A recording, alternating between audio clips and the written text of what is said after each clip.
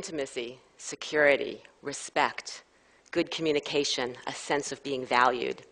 These are some of the things that most people would agree make for healthy relationships. And researchers would agree too. There's a large body of literature on romantic relationships that's identified the features of healthy relationships, and the list I just provided contains many of them. Researchers also agree on what makes for unhealthy relationships. Things like fighting so much that you just can't work things out, not being able to go to your partner for support when you need it, contempt, criticism, hostility, violence. When these problems happen in relationships, they can cause significant unhappiness. They can lead to the end of relationships and divorce, and they can literally make people physically and emotionally sick. This is why it's so critical that people have healthy relationships. But there's a problem. How many people know, I mean really know what to do on a day-to-day basis to create healthy relationships? My point is this: we may know what a healthy relationship looks like, but most people have no idea how to get one, and no one teaches us how to do so. We need to teach people how to have healthy relationships. Now, you know when we typically do so? After it's too late. It's called couples therapy. I do couples therapy, and it can be a wonderful thing. But many people come to couples therapy with so many ingrained problems and patterns that they just can't change. It's too late. You know when else we try to teach people how to have healthy relationships? Right before they get married. It's called premarital education. And this is a good idea. Teach people how to have a good relationship while they're still happy, presumably. And it can work. But in my opinion, it's still too late. Why? Because people have already selected the person they want to commit their life to. What if they've selected poorly?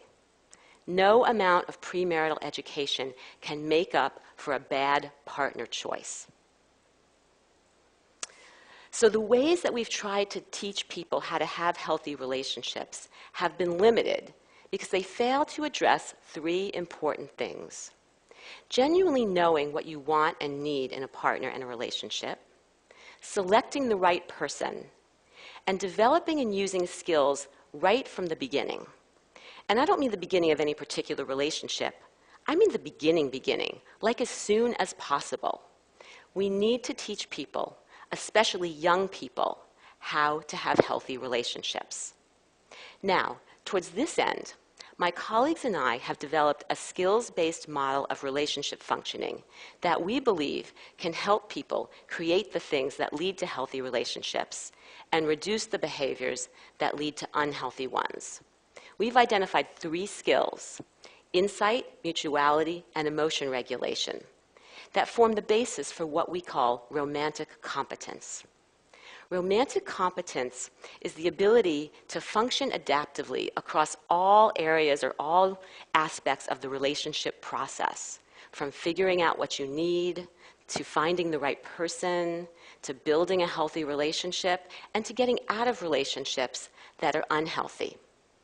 I'll tell you more about the skills in a minute, but first let me say, we didn't just make this up out of the blue. We identified the skills based on a thorough review of theory and research. And the skills really represent the commonalities across the major theories and research findings on healthy relationships. And because they represent the commonalities, we think they really can help people with all the different parts of the relationship process and with all different people, whether people are in a relationship or not. So let me tell you about the skills. The first one is insight. Insight is about awareness and understanding and learning. So with insight, you'll have a better idea of who you are, what you need, what you want, why you do the things you do. So let's say you're being really snappy to your partner. With insight, you might notice or realize that it's not that your partner's doing anything. It's actually that you're really stressed out at work. And what you really need is to relax a little bit so it doesn't bleed out over into your relationship. Insight will also let you know your partner better. Let's say your partner shows up late for a date. With insight, you'll know why. For example, maybe your partner's late for everything. It's nothing about you, it's nothing about the relationship. That's just who your partner is.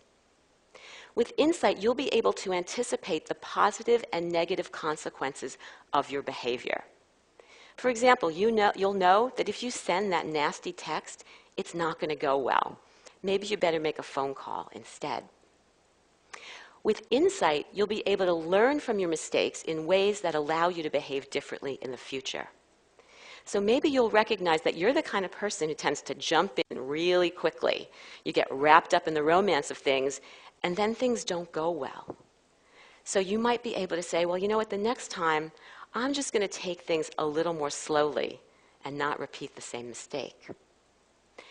And with insight, you'll have a better understanding about what's really right for you in a relationship. Maybe you're the kind of person who really needs a monogamous relationship. You're not okay with your partner seeing other people. Or maybe you'll realize it's just the opposite, that you're not ready to settle down and you need a partner who's okay with that. So that's insight. The second skill is mutuality. Mutuality is about knowing that both people have needs and that both sets of needs matter. With mutuality, you'll be able to convey your own needs in a clear, direct fashion that increases the likelihood that you'll get them met. So let's say you have to go to a really stressful family event and you'd like your partner to be there with you. You might say directly, you know, this is going to be stressful for me. I'd really love for you to be there. You'll be a good buffer for me. Is there any way you can clear your schedule to come with me? With mutuality, you'll be willing to meet your partner's needs as well. Let's say you know that your partner really likes to go to the gym first thing in the morning. It makes your partner feel better the rest of the day. Mutuality will let you be willing to support your partner in this, even though you'd really rather have your partner stay home and in bed with you. And mutuality also lets you factor both people's needs into decisions that you make about your relationship. So let's say you get a great job offer that you'd like to take, but you know it means you're going to have to work more, and you know how important it is for both you and your partner to spend time together. With a mutual approach, you might say, you know, I'd really like to take this job. It's really important to me. But I also am concerned about us spending time together. If I promise to protect some time for us, will you be okay with me taking this job? That's a mutual approach to relationships. The third skill is emotion regulation. And emotion regulation is about regulating your feelings in response to things that happen in your relationship. With emotion regulation, you'll be able to keep your emotions calm and keep things that happen in your relationship in perspective. So you might think, oh my goodness, this is a disaster. This is the worst thing ever. How am I going to handle this? With emotion regulation, you'll think, you know what? I can handle this. This is going to be all right. There's a way to deal with this. I'm going to figure this out. Everything's going to be okay. With emotion regulation, you'll be able to tolerate uncomfortable feelings and not act out on them impulsively. So you'll be able to think through your decisions more clearly. So let's say you're waiting for your partner to text you back. That text isn't coming. You're getting really anxious. You're checking your phone every 2 seconds. With emotion regulation, you'll be able to tell yourself, you know what, calm down. The text is going to come. I don't need to check my phone every second. I'm just going to put it away and focus on the task at hand. And with emotion regulation, you'll be able to maintain a sense of self-respect and commitment to your needs, even when bad things happen in your relationship. So let's say you have a breakup. You're feeling really depressed. You're really missing your partner. With emotion regulation, you'll be able to let yourself know that it's okay, that yeah, you're going to feel depressed, but you're going to get over it. You're going to get through this. If you beg and plead to get back together, you're not going to feel good about yourself, and you don't even want to be in a relationship that wasn't good for you.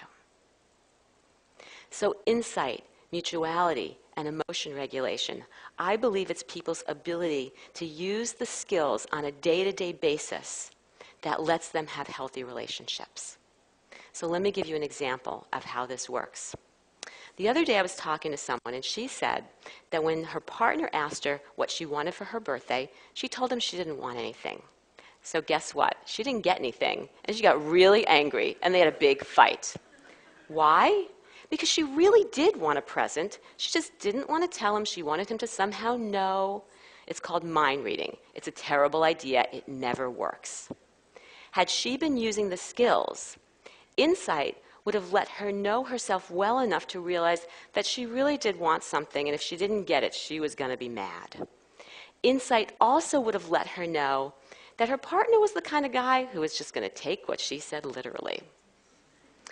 Mutuality would have let her really ask for what she wanted directly and clearly. And emotion regulation would have let her deal with any feelings she was having that were getting in her way of doing that. So maybe she was feeling kind of anxious. Oh, what would he think if I asked for what I needed? Or maybe she was feeling guilty. You know, she knows they're saving for a big trip, and she maybe thought that he would think that she was kind of greedy or something.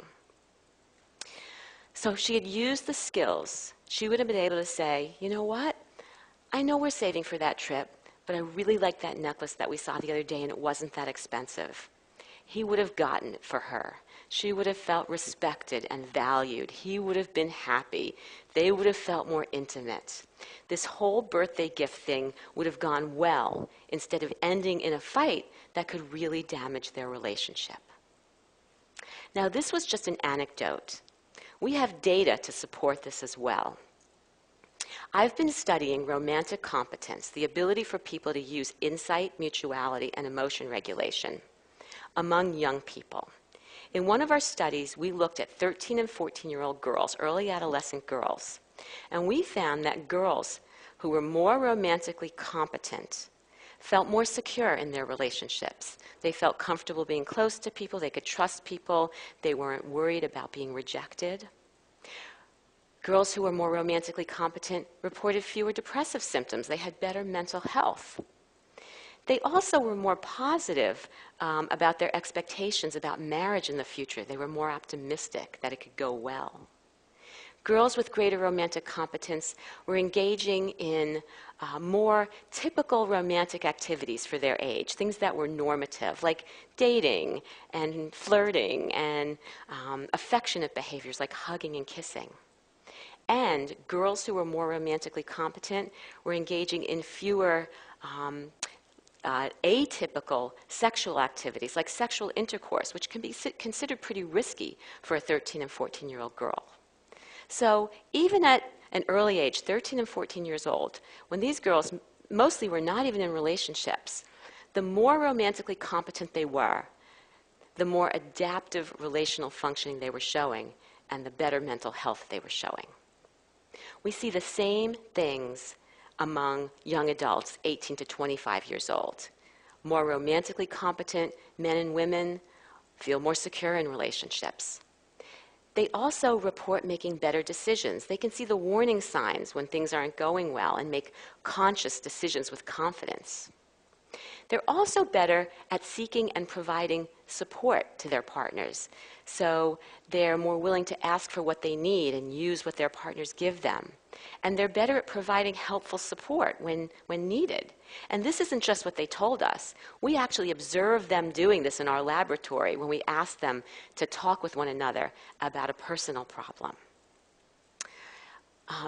Young people who were more romantically competent also were more satisfied in their relationships. They were happier. And again, they reported fewer depressive symptoms and also fewer anxiety symptoms. So overall, being romantically competent at a young age is associated with greater, more adaptive relationship functioning and greater individual well-being. And this brings me back to my point that we need to be teaching people how to have healthy relationships. So, like I said earlier on, we may know what a healthy relationship looks like, but most people have no idea how to get one, and no one teaches us how to do so. And this is a problem. We need to help people genuinely know what they want and need in a relationship. We need to help them select the right partner. We need to help them make good decisions and deal with the challenges that relationships bring. And we need to help them build and use skills right from the beginning. This is what the notion of romantic competence is all about. It's all about using insight, mutuality, and emotion regulation to reduce the behaviors that lead to unhealthy relationships, like fighting and poor support and hostility and criticism and contempt and violence, and create the things that lead to healthy relationships, like intimacy, security, respect, good communication, and a sense of being valued. And wouldn't all of our relationships benefit from this? I think they would. Thank you.